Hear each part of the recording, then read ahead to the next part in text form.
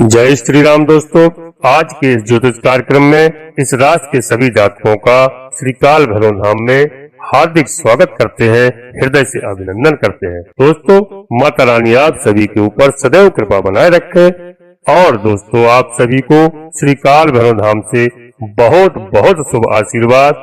आप खुश रहे, प्रसन्न रहे। जी हाँ दोस्तों, अब हम आगे आपसे बात करते हैं। दोस्तों, इस समय आपका भाग बहुत प्रबल है। दोस्तों, जहाँ भी देखें आपको उपहार या सम्मान में वृद्धि होती नजर आ रही है। दोस्तों, अपने से बड़ों का, अधिकारियों का, माता पिता का सहयोग मिलता नजर आ रहा है। दोस्तों, ये कर्मों का फल अब आपको मिलने जा रहा है। आपके माता पिता के द्वारा किए गए सत्कर्मों का फल आपको ग्रह नक्षत्र इस समय ऐसा योग बना है कि सब आपके शुभ नजर आ रहे हैं। आप नए अनुबंध कर सकते हैं। दोस्तों, आपको इस समय आर्थिक मामलों में बहुत तेजी से सुधार होता नजर आ रहा है, लेकिन आप वाणी पर संयम रखेंगे। दोस्तों, अब तक जीवन की चली आ रही सभी समस्याओं का समाधान अतिशीघ्र होगा। यह ग्रह नक्षत्रों का ऐसा योग बना हुआ है जैसे भगवान श्री कृष्ण ने गीता में कहा है। दोस्तों, कर्म करना है, कर्म आप करें, फल आपके हाथ में नहीं है। फल देने का काम परमपिता परमात्मा का है। भगवान ने यह कार्य अपने हाथ में लिया है। जैसे कि अर्जुन से कहा था कि आप कर्म करिए, फल की इच्छा मत करो। दोस्तों, इसी प्रकार से हम आपको बता दें कि कुंडली का जो नवम स्थान होता है वह भाग्य का स्थान माना जाता है। वहीं आपके किए गए कर्मों का पूरा लेखा जोखा भी होता है और वहीं से आपको फल एवं लाभ प्राप्ति का भी मार्ग खुलता है।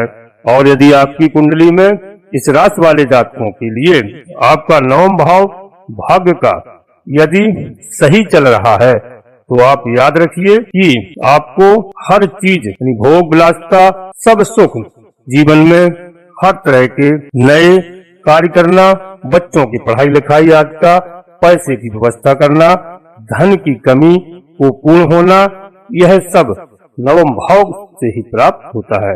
दोस्तों, और किसी भी तरह की कोई भी अड़चन आपको इस समय नहीं आएगी। अब तो आपकी कुंडली में ऐसा राजयोग बन चुका है। यह राजयोग 14 जून से बना हुआ है दोस्तों, और 14 जुलाई के लिए तक इसमें आपके भाग्य भाव पूरी तरह से एक्टिव हो गया है। और दोस्तों, आपको बता दें कि नवम भाव जो है, जहां पर आपकी मिथुन राशि पड़ती है, वहां पर बुद्धदेव महाराज विराजमान हो चुके हैं। वहीं शुक्रदेव भगवान भी विराजमान हो गए हैं, सूर्यदेव भी विराजमान हैं। अब आप याद रखिए, ज्योतिष शास्त्र के अनुसार इतिहास में ऐसी घटनाएं बिरली ही कभी कभार ही होती हैं, बहुत कम होती हैं, जिसमें क्या होता है कि भाग्य भाव पर भाग्येश तो मौजूद है, लेकिन आपकी कुंडली के 11वें भाव अर्थात इच्छाओं की पूर्ति और इनकम भाव का स्वामी सूर्य भी भाग्य भाव पर मौजूद है। इसके सिवा आपकी कुंडली के राशि का जो स्वामी है शुक्र महाराज, शुक्र ग्रह, वह भी भाग्य भाव पर मौजूद है। तो दोस्तों, आप देखिए और याद रखिए, यह आप भाग्य भाव पर इतना बढ़िया जो कॉम्बिनेशन बना है बुध, शुक्र और सूर्य का, और उस पर भी सोने पर सुहागा है। ये तीनों ग्रह जो बुध, शुक्र और सूर्य आपके भाग्य भाव पर विचरण कर रहे हैं, वह तीनों दोस्तों नक्षत्र में है दोस्तों, कि मंगल का नक्षत्र है। और आपकी कुंडली में मंगल आपके धन भाव का स्वामी है। दोस्तों, मंगल आपके सप्तम भाव व्यापार का, पार्टनरशिप का भी स्वामी है। व्यापार और पार्टनरशिप और धन का जो स्वामी है, उसके नक्षत्र में तीन ग्रह जो है भाग्य भाव पर चले गए हैं। तो आप याद रखिए कि इनकम का स्वामी भी आपके भाग्य भाव पर बैठा है।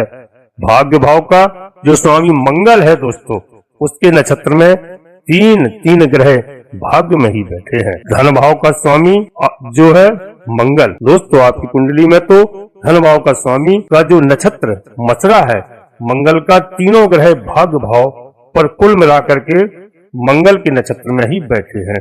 तो दोस्तों, आज की वीडियो आपके लिए बहुत ही महत्वपूर्ण है और वीडियो में अंत तक रहना, क्योंकि हमारी वीडियो बहुत अधिक बड़ी नहीं होती है मैं खास चीजें ही बताता हूँ।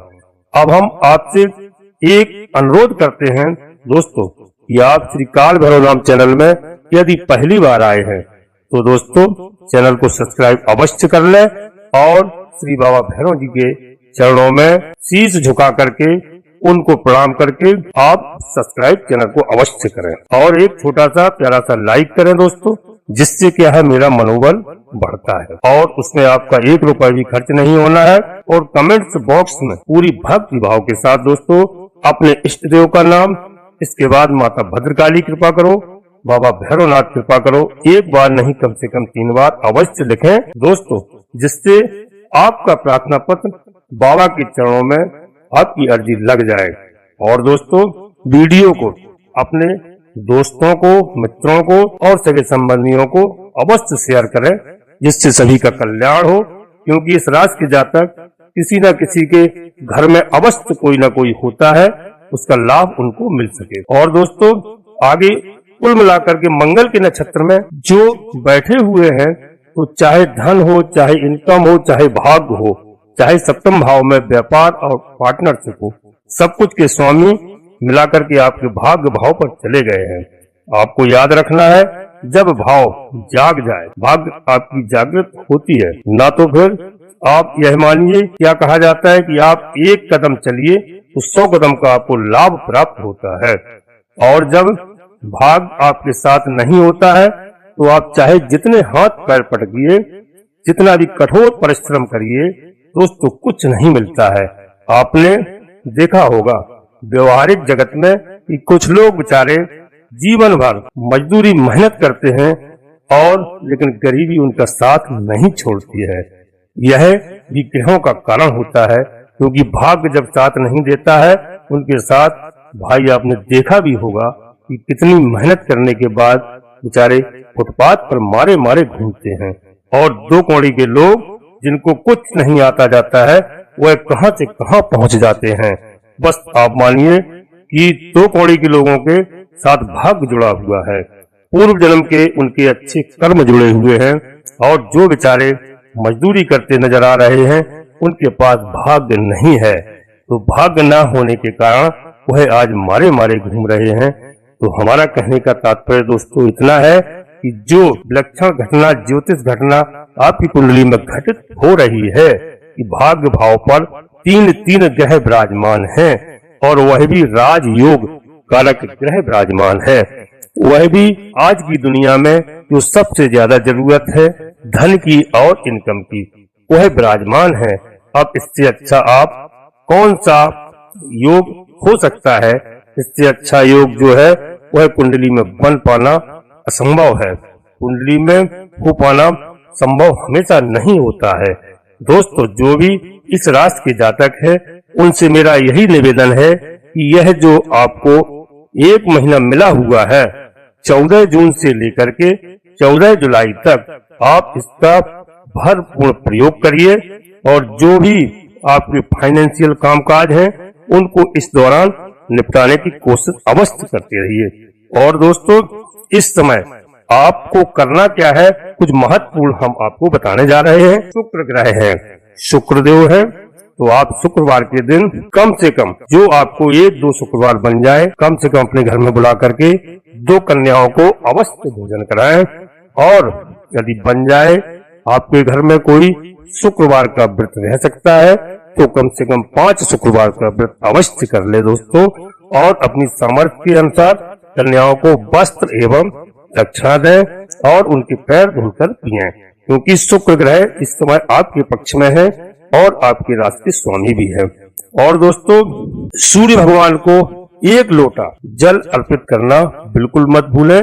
सुबह प्रातः काल स्नान करने के बाद में सूर्यदेव को बहुत बड़ा पूजा सामग्री की आवश्यकता नहीं है, केवल 1 लोटा जल, उसमें थोड़ा सा मिष्ठान डाल करके ओम सूर्य देवाय नमः, ओम सूर्य देवाय नमः, ओम सूर्य देवाय नमः कम से कम 7 बार इस मंत्र को जाप करके 1 लोटा जल अर्पित अवश्य करें, क्योंकि सूर्यदेव भगवान इस समय आपके साथ में है और आपको निश्चित अधिक से अधिक लाभ प्रदान करेंगे। अब दोस्तों हम आपको बता दें, आपके जीवन में जो अब तक समस्याएं चली आ रही थी, चाहे फाइनेंस की हो, चाहे धन संबंधित हो दोस्तों, वह आपकी समस्याएं भी तो बहुत जल्दी दूर होने वाली है।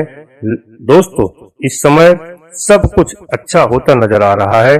सभी प्रकार की समस्याएं जो है वह समस्याएं आपकी 100% सॉल्व होती नजर आएंगी। यहाँ पर एक चीज याद रखिए कि सूर्यदेव आपके नवम भाव पर बैठे हैं, तो सूर्यदेव आपकी कुंडली में कहाँ के स्वामी हैं? 11वें भाव के स्वामी हैं, जहाँ 5 अंक लिखा हुआ होता है। दोस्तों 11वां भाव इच्छाओं की पूर्ति का होता है। सभी प्रकार की जो भी आपके इनकम के भाव होते हैं वह इच्छाओं की पूर्ति का भी भाव है। तो आपकी सभी प्रकार की इच्छाएं जो है अब जाकर पूर्ति होंगी। दोस्तों और आपको बताएं कि 1 नंबर 2 पर याद रखिए कि कुंडली में बुध जो है आपके भाग्य भाव के स्वामी है, और भाग्य भाव का स्वामी भाग्य में ही बैठ गया है।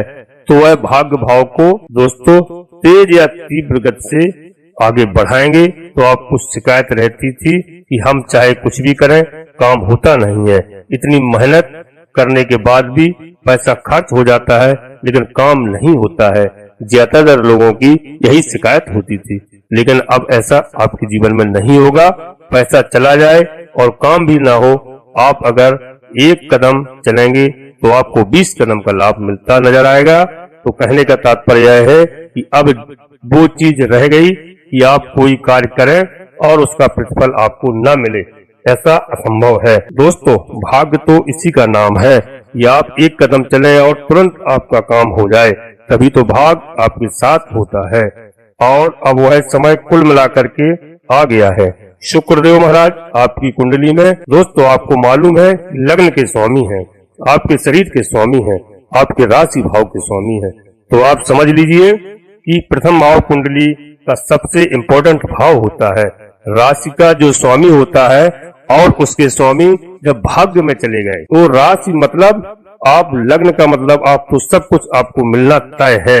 यह जो 3 ग्रहों का गोचर हुआ है, राज योग बना हुआ है आपकी कुंडली के नवम भाव पर। याद रखिए दोस्तों यह आपको बहुत कुछ देगा।